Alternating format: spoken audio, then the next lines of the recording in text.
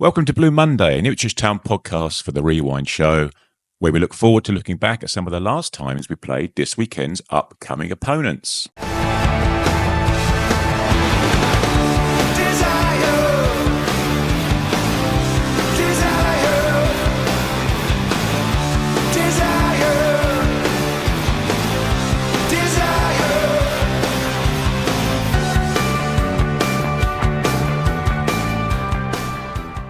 Hello, my name is Craig Fimber. Welcome to the Blue Monday Rewind Show, where we look at the last time we played our forthcoming opponents in the top division and more matches from the not-so-distant past.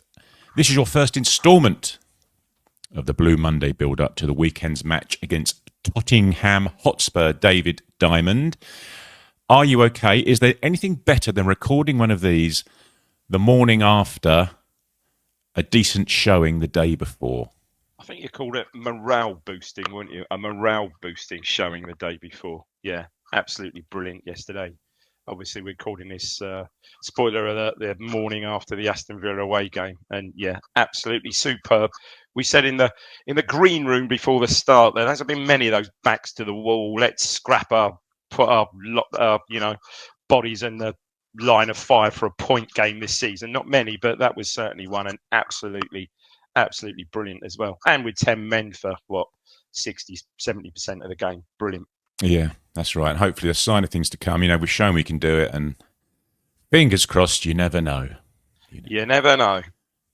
And on to Spurs. So yeah, here's hoping we can carry it on onto the weekends.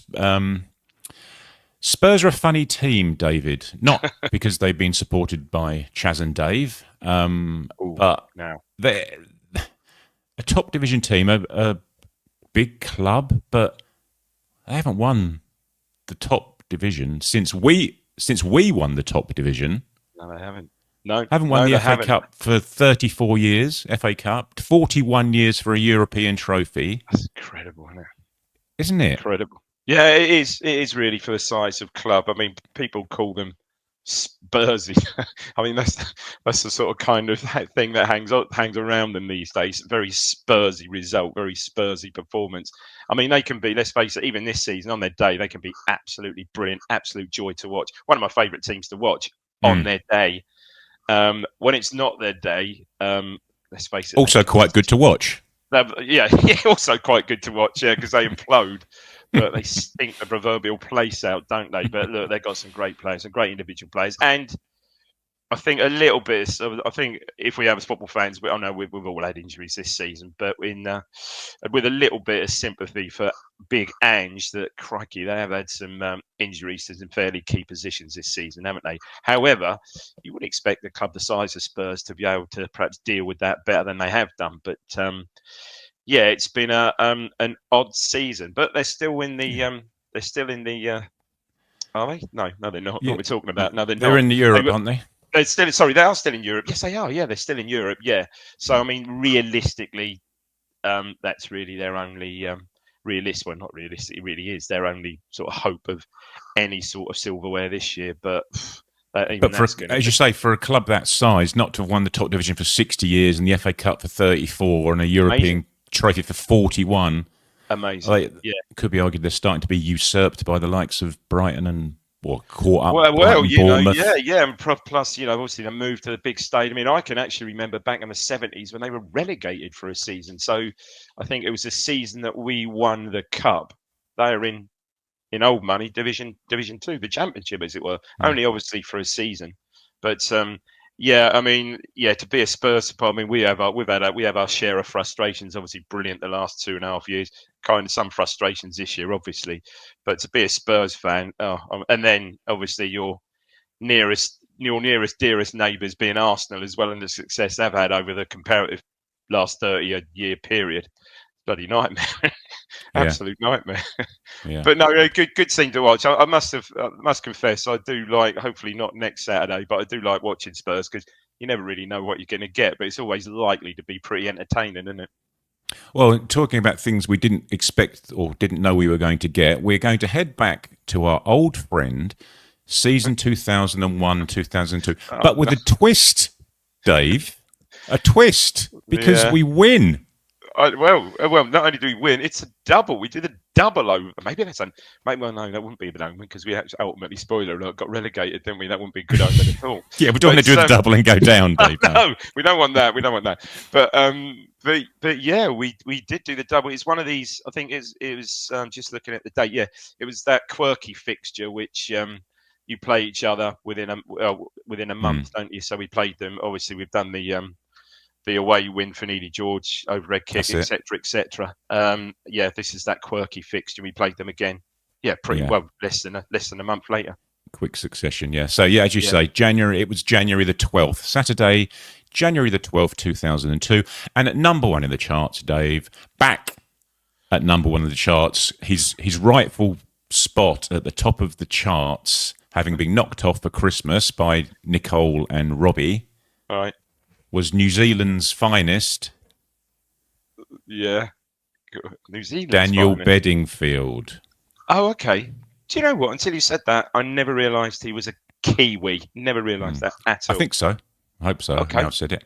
And what's quirky about it, he was number one in two. This same song was number one in 2 different years, but not continuously. So he'd had 2 weeks at number one, then been knocked off at Christmas. Yeah.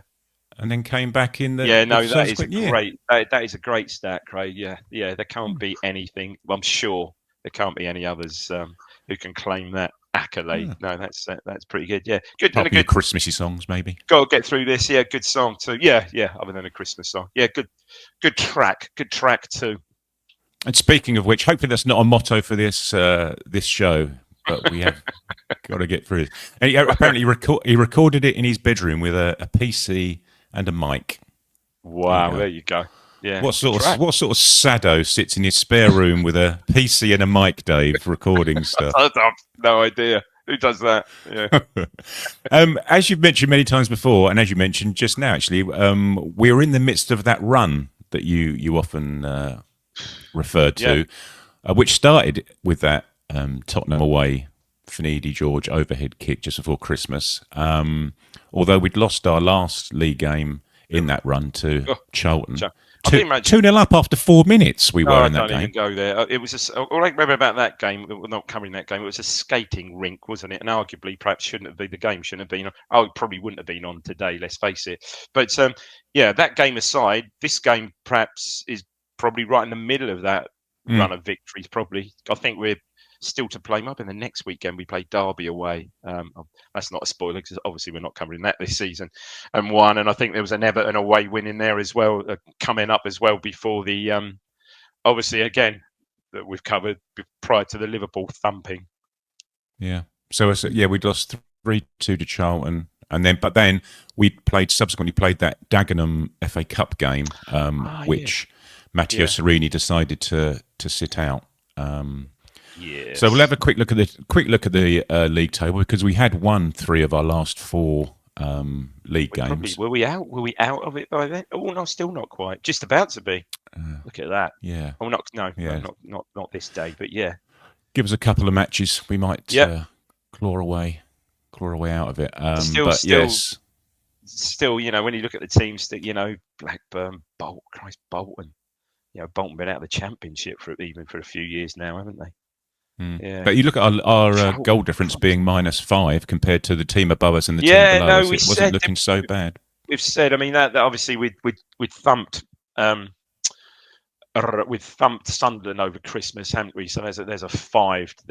But even without that, it's still, compared to Derby and Leicester, it's still, it's decent. Well, even better than some of the mid-table sides. Yeah. Right, we're going to briefly talk about the cover star of the week because I'm going to posit that this is the worst cover we've had to do to date. God. I'm not even going to ask you to guess what it is because it's the Ipswich Town website. Whoa, it's rubbish. There you go. Yeah. Thanks very much. Yeah, the Ipswich Town website. Yeah. Onto the game and onto the match. The lineups, Dave. Anything in our particular lineup that cries out? Obviously, as I say, Serini had decided not to play the FA Cup game, so as a result, was not playing in the league game. And that's the point I was going to make. This is Andy Marshall's full league debut, I believe. Home Yeah, and Premier League debut, yeah, yes. yeah. I think so. No, other than that, Stewart obviously was he on the He bench was that coming back from day? injury. He was on the Yeah. bench that day. Yeah, first time I made a note of that. First time he was on the bench since the mystery what jaw break was it? I don't know. It was all going on about that time. Yeah. Lawyers, Since that. Dave, lawyers. Oh no, no. I think it does say in my in the town book that it was a broken jaw. Doesn't mention how or why. Anyway, yeah. So yeah, so it was the last day. Which again, I think we spoke about this last week. You know, obviously Stuart would be in there, but it's quite a good physical front to that one of Bent and Mm. Armstrong, isn't it? Yeah, it is. Yeah, and Finidi was away at the African nations, I believe, hence why That he helped, obviously. wasn't around there. Bit harsh. Yeah. In terms of Glenn Oh, look at Hoddle's this. Spurs team, Wow. that's a nicely balanced, top quality team, really. And our Yeah, friend our at old right friend, wing back. the great Mauricio Taricco there. Ledley King, I know perhaps I mentioned on him before. Anyone who, although, spoiler alert, looking back at this game, doesn't perhaps cover himself in this game, but if you look at all these ex-pros he's played with Ledley King and they pick their 1 to 11, nearly 90% of them pick Ledley King as centre-half and just say he was incredible. He said his knee was an absolute war zone nightmare. And especially at Tottenham, he used to like tip up, wouldn't train during the week, come and do a few sprints and jogs on a Friday. Harry would say to him back when, obviously Redknapp was there, "You okay, Ledley? Yeah, yeah, I'll be fine." And he used to come out next day and be man of the match. But yeah, doesn't cover himself this one. But some great names there. Dean Richards, who was spoken about before, tragically passed away very young, didn't he? Mm. Chris Perry, Christian Ziege, and a pretty useful midfield there. Gus Poyet, obviously Sherwood from Sky Sports fame, and Darren Anderton. And yeah, I mean, big Sir Les up front with Sergei Rep. It's a good team. Bloody hell. Yeah, Yeah. yeah, it's good, Yeah. good all round team. Yeah. But a good all round team that would subsequently get beaten. And the aforementioned Marcus Bent would have the freedom of the Portman Road penalty area, pretty much, wouldn't he? After It's 12 just odd, minutes. wasn't it? Yeah, I think this is sort of first half, 12 minutes, quite early on, and it trademark Venus corner, isn't it? He had a great left foot, didn't he? What a left Yeah. foot he had. Sort of Mhm. jogs over. He's up the church. Was it still the Churchman's then? Then maybe not. Just about the Sir Ralph by then. In swinging corner from the right, and you're right. Kind of Marcus Bent. I think it might be Ledley. Me just bigging old Ledley up. I think it was someone loses him anyway. And you're right. He has the freedom of Portman Road, and it's a bullet header, isn't it? He's a bullet headers it in from what 7-8 yards, pretty much unmarked. Yeah. Yeah. Whether they Yeah. And were we went, go on, Dave. Yeah, whether that was meant to be zonal or man for man, I don't know. But someone didn't look at their notes. I don't think. No, it didn't work. If it was one or the other, it certainly didn't work. No. Um, I think we got into half time at 1-0, but it should have been 2. I think Marcus Bent then heads an well, almost open goal chance straight at Neil Sullivan. I remember Um, that. but in the second half, we made a change at half time. We replaced Martin Reusser with Jamie Clapham and actually went to 5 at the back, 3 at the back. Yeah. And dear old Herman, went to the middle of defence to sort of match up Tottenham, I think it was. Yeah. And it sort of tended to work, didn't it, Dave? Because we sort of kept them at arm's length. I think there was the save of the match and one of the best saves of the season. Again, from a Marcus Bent point blank header. I think Sullivan makes shades of Gordon Banks. One of the reports mentioned that I read, but Yeah. after 60 minutes, Dave, the home debutant.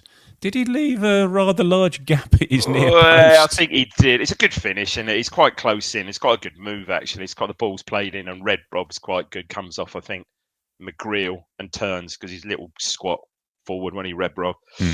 Spins McGreal or kind of holds him off, spins him, and plays a nice little ball inside Venus, I think it is.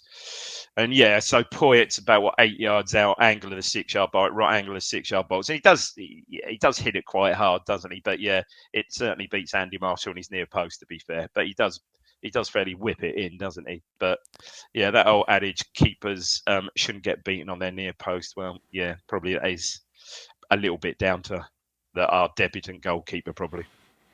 Yes, yes, yes. Well, let's having reflected on this season and made comparisons to the last 2001, 2002, doing doubles over Tottenham and getting relegated, and maybe goalkeeper mistakes leading to our league position. We'll move swiftly on. Yep.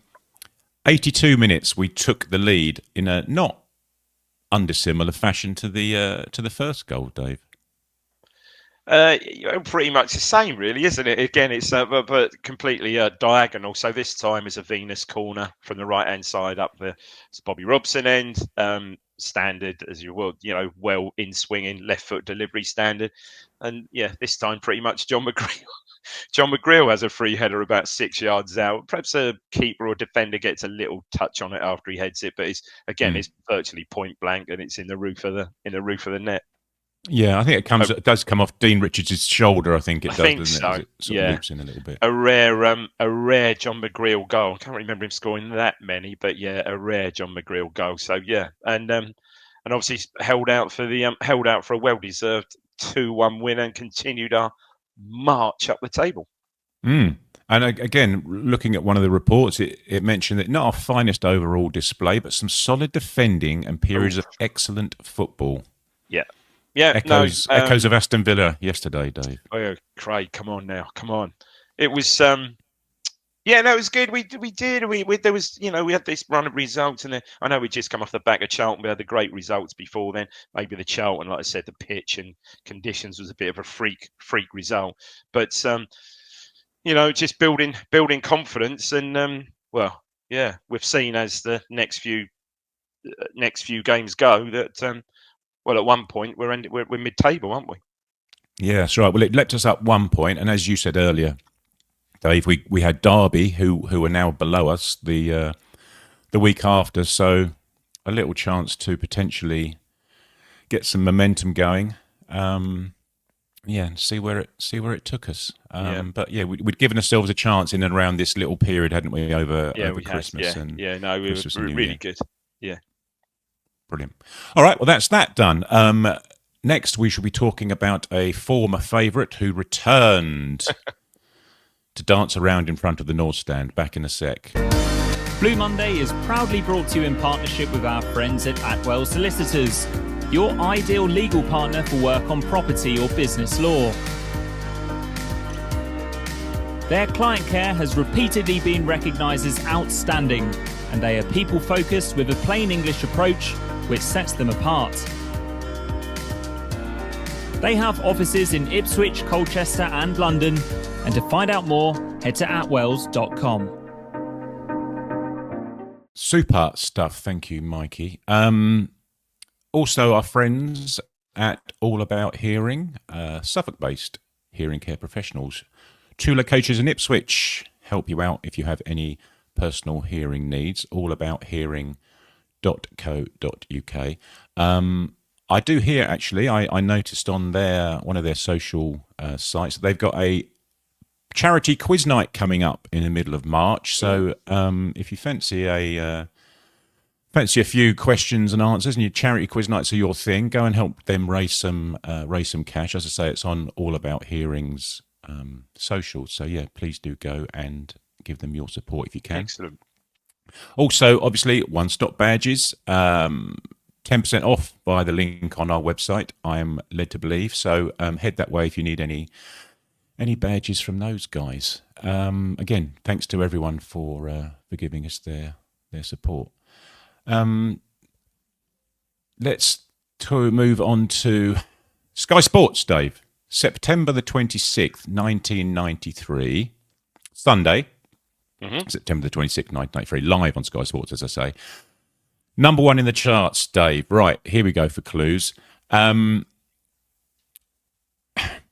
actually, if those people who are listening on pod may have heard a reference to a link to the reference I'm just about to give, keep my wife's name out of your expletive mouth. What the? Sorry, he said that. What the? Keep my. That's Will Smith, isn't it? Yeah, that's obviously. So Will Smith. So would it have been Will Smith? Where are we going back? Would it have been the Fresh Prince still? Would it have been the Fresh Prince? Yeah, It would have been the Fresh Prince. Yeah. Fresh Prince. So well, you know what it was. Shake the room. Boom, shake the room. It was boom, boom, Hey! shake the room. Boom, exclamation mark, shake the room. DJ Jazzy Jeff Jazzy and Jeff, the Fresh of course, forgot Jazzy Prince. Jeff. Yeah. Yeah. And if, say, any pod listeners may have heard Chris Rock trying to persuade them to depart from their hard-earned cash and stick on horses and football matches and bits and pieces like that during the break. In terms of the league table, let's just pop that up, actually. A fledgling league table, given we're only 8 games in. Excuse me. We'd won our first 3 matches. 3-0 being the first game, Ian Marshall pointing at Joe Royal. But hadn't won in the subsequent 5. And as it tended to in those days, that it included a 4-0 away loss to Arsenal. But it was Kevin Campbell, dear old Kevin Campbell, rather than his mate Ian Wright, who scored the hat-trick. Their forwards quite like playing against us. I will mention it, but I think that 3-game winning run of this game ended with a defeat I won't mention them, by the team in 11th, I believe. Yes, I believe you are. We'll gloss over that quickly. In terms of cover stars, he's manager of the British Virgin Islands, and his mate was playing for the opposition. Oh God! Hang on, I've got. Who the hell is his manager? Oh, it's Chris who won me. Yeah, sorry. Yeah. Chrissy, there he is. Look, great player, wasn't he? Great player. Super. Yeah, lovely stuff. Yeah. Now lineups. Let's get these up as well. It's the names we sort of recognise, but you know, it's a bit of a shrug of the shoulders team, as you just did, Dave. Really, isn't it? It is. Well, and again, you look at it, and you know, it's the team that got promoted 2 seasons before. Other than, I suppose there are a few. Obviously, Mason Williams. Oh, Marshall. No, Marshall. Yeah, but other than that, but there's just the 3, and it is. But having said that, though, there has obviously been games like that this season, which has had a very similar vibe to it. Although we spoke about Villa Saturday, was it the first? We didn't say that. It was last Saturday, the Villa game, the first game that the 11 that started was no bodies from our League One. I believe it was, and only one, I think, or maybe one from the Hutchison from the Championship, I believe. It's just it's what it what it is. Good, solid professionals in there, all of them, isn't it? Yeah, sort of. How I describe this, no detriment to your favourite player on the right there. Workman-like, I would suggest. Yeah, well, you've always got to have a little diamond in the rough, haven't you? Yeah. In terms of Spurs, they lined up a little bit like this. Ozzy Ardiles' Spurs team. Just a quick quiz for you, Doe. Quick Ozzy Ardiles quiz. Managerial career of Ozzy Ardiles. Where was he before Spurs? Where did he manage in England before he managed Spurs? Was he at Swindon? He did. He started at Swindon. Yeah, I thought so. Then he went to. But before Spurs? Well, he had 2 clubs between Swindon and Spurs. Was it West Brom? Yeah, West Brom was one. Yeah. Bloody hell. Oh, another one? Yeah, one more. Really? Short-lived. No, I wouldn't get that. Newcastle United. Oh, man, yeah. Yeah, he was. Yeah. There's some good old names in this Spurs side, isn't it? Christ, there's some names in this side. Yeah. They've got Eric the Viking, Torsved in goal. I mean, look at the back, like Sol Campbell, Gary Mabbott. Yeah. The Venn diagram of Sol Campbell and Gary Mabbott's careers. You know, you sort of think of them as 2 different eras, don't you, of Spurs? You do, yeah. I mean, Mabbott was incredible. Yeah, longevity he had at Spurs. Amazing. Obviously, Sedgley, season before he came to what must have been season before he came to us. And Vinny Samways always thought was a lovely player, lovely left foot. Yeah. More of the guy who's playing in that 10 role in a little while, but yeah, obviously very well known to us, Jason. And a great front two, Sheringham and Jury. Gordon Jury always reminds me of you must have heard the story that Gascoigne tells about with him and McCoist and the prank they played on Gordon Jury with the trout, leaving the trout in his car. Have you heard that one? Oh, yeah. Oh, yeah. it's absolute classic. Well hidden. It's how McCoist tells it. It's just a brilliant story. But yeah, I mean, and obviously Teddy Sheringham. I mean, again, it's a good side, isn't it? Solid side there. Yeah. Just a quick one about Vinny Samways that you mentioned. He is, at the age of 56, the youngest man alive to win the FA Cup with Spurs. There you go. In terms of facts, look at that one for you. Good. Right. Hang on. What, the young. Okay, the young at 56. Yeah. So I was thinking Gascoigne. Yeah, Gascoigne's. No. Yeah, Gascoigne. Yeah, must be maybe a year or so older. That's the great. Blimey. Yeah. Again, references the chat we had at the beginning about the last time. Well, they started. Yeah. They were actually winning bits and pieces, I suppose. In terms of the match itself, Dave's a bit of a ding dong do, isn't it? It's a bit of to and fro. Yeah, absolutely. But another corner. We're talking about the previous match and the first goal of that match being from the corner near the tunnel. This is another, isn't it? Yeah, we spoke about Samways, didn't we? Lovely left foot. I think the corner's just played possibly and kind of passes it short to Samways. Yeah, he just gets it on his left foot, brilliantly clipped in. Very much like the Arsenal goal against Leicester yesterday. But anyway, I'm off on a tangent. It's a great delivery, and it's a typical Sheringham goal when it gets in front of his. I think it's Linegan, just flicks header. Typical Sheringham past Forest right. Yeah, glances in, isn't he? 28 minutes, so 1-0 down at half time. Yeah, that's right. Yeah, it was 1-0 at half time. I don't think much more happened in the first half. But you can actually see this whole match, I think, on. Oh, can you? On YouTube? Yeah. The whole thing's there. If you wish to put yourself through it, it was quite good. I found some highlights, and it must have been like not the featured match. It was like highlights with summary from Barry Davis. It was brilliant. Oh. Which is an unusual one on YouTube. Yeah. Bit niche. Yeah. Now, say 1-0 at half time, we were down, but we got it back to 1-1, 15 or so minutes into the second half. But it's a bit of a scrappy-ish sort of goal, though, isn't it? But Simon Milton arriving. Yeah, it's quite a good move, I think, isn't it?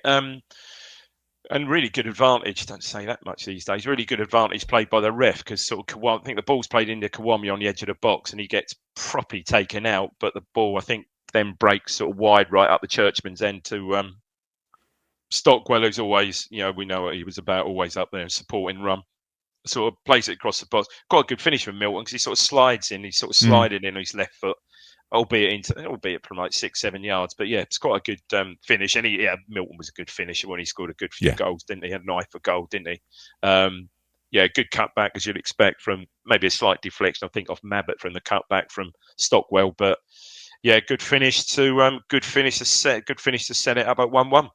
And 6 or 7 minutes later, we can gain a bit of momentum by Colin Calderwood getting his second yellow for hauling down Ian Marshall, and then handballing it, and then rugby tackling him, and just making sure of the decision for Gerald Ashby, the referee. Yeah, just making sure he's that nice warm shower first of all, getting the showers. Yeah. And it does. I think it does change momentum. And we have a few chances and get on top, and 15 minutes later, we do actually manage to take the lead, and the guy who scores is his fifth goal in 5 games.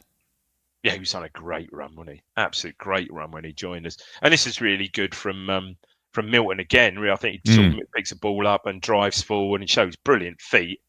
Slips it to Marshall. And this is a good confidence. It's to tell he's a man with confidence, and he absolutely just takes it first time and curls it in the far corner past Torsvet. Really, really confident finish, that one. Yeah. And you're 2-1 up, heading, that's on 70 minutes, so keep it tight, 20 minutes to 80 go. minutes. Sorry? This was 80 minutes. Oh, was it 80 minutes, was it? even so, yeah, keep it more tighter for Yeah. last 10 odd minutes. But sadly, against the 10 men, recurring theme, we didn't. No, we didn't, did we? It was 87 minutes. Sol Campbell pumps the ball into the box, and Teddy heads it on into the box. And are we allowed to use the phrase "made a dog's dinner" of a clearance for our promotion-winning captain? It's an odd one, isn't it? Linnigan, yeah, I don't know quite what he's trying to do. Kind of slips and tries to hack it clear, and then it's horrible, isn't it? And then kind of gets in a tangle with Forrest, and everyone's sprawling about for the ball. And unfortunately, Jason, our old friend Jason Dizel, comes up with the ball, and basically walks it in the net. Walks it in the net. Now, we spoke about former players who don't celebrate. I'm not in favour of that. But this one, considering it's right in front of the North Stand, and probably his big brother as well. I'd imagine, yes. Would imagine. Albeit, I guess the fans would they still separate in those days? I can't remember. But anyway, it's up the North Stand end, and to say he gives it large, he gives it large. To be fair, I think listening back to the commentary and some of the comments, he was getting some stick, probably unfairly, I'd have thought, from the Town fans, to be fair. And he's, as we said about, I think we've all said on the pod, these ex-players going back to their old clubs and not celebrating goals, flipping heck, what's that all about? But yeah, he he gives it large, doesn't he? He really does. Yeah, and fair play to him. Yeah, he does. I think he references it quite a bit in his book. Does he? His very good book that he wrote with Stuart Watson. Yeah, so yes, that's well worth picking up and reading. He purely just about that story, really. So yeah, he was getting a lot of stick, and he does reference it and sort of think in hindsight maybe overreacted a little bit. But fair play. He was getting as you say, getting the bird. It's 2 minutes before the end. You're 10 men. I knew a lot of Tottenham fans. Again, he was that player. Dizel, wasn't he? He was very, very Marmite, really. And I knew a lot of Tottenham fans. And there was a lot of Ipswich fans who thought, he's a bit lazy, and he's a bit not lazy, but it's just a bit languid. A bit languid's a great word. A little bit slow, a little bit cumbersome. And there was those who could really appreciate, what a great football brings. Because I wasn't blessed. Well, he's a big guy, wasn't he? He wasn't blessed with great pace and all, but he had a great football brain, didn't he? Just silky player, didn't he? Again, very much like Sheringham, I would say, in certain aspects, always thought, always looking at the parcel two ahead, didn't he? And not always perhaps, not always fully, fully appreciated. And that was certainly, I remember 3 or 4 Spurs fans I knew back in those days used to say exactly the same thing. Also, there were obviously games where if you are a player like that you would be virtually anonymous, but when he was on it, he was a lovely player when he really was. You're both anonymous and stick out like a sore thumb in the same game for the same reasons, don't you? It's a weird one, isn't he? Yeah. And I think his son's pretty much the same, isn't he? God, lovely looking footballer, great left foot and stuff, but in some games just wouldn't know he's that's that kind of player, just wouldn't know he's there. But now, I must admit, it was one of my favourites when he, was a Chantry lad, a little bit younger than me, but went to my school and obviously got that famous photo when he was 15, taken on the Monday after he'd scored against Coventry with all his mates around. It was just ridiculous, isn't it? Yeah. But bless him. Yeah, that was quite a funny incident. But no, again, a result that perhaps that season got away from us a bit. Yeah, that's right. Well, he was one of those players, wasn't he, that we weren't as good without him, and he wasn't as good without us. I think you're right. Yeah. I must confess, I haven't actually read his book yet. I will get round to reading it at some point. But I assume he also makes some interesting comments about his return, his albeit brief return to Town. 4 or 5 seasons later, wasn't it? Yeah. Yeah, it's all mentioned in there. It's good. It's a good read. Yeah. No, I bet it is. Yeah. In terms of the league table, Dave, just that season. That meh. I think that was sort of like invented for Ipswich Town that season, wasn't it? I think. Yeah.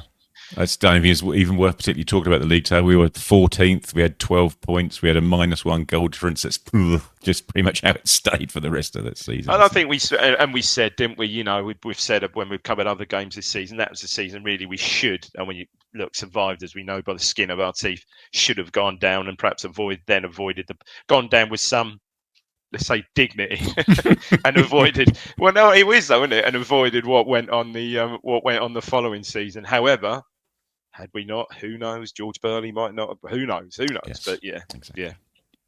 Wonderful, brilliant stuff. Yeah. Yes, thank you, Dave, as ever for your time and comments and memories of the games. Anyone who's listening or watching, if you remember were at these matches, as ever, please do leave us some messages in the comments. There's been some good ones recently, certainly about the Villa. Thanks for watching or listening. Please like, subscribe, give us a thumbs up, etc. This has been the Rewind Show on Blue Monday, an Ipswich Town podcast. We will see you next time.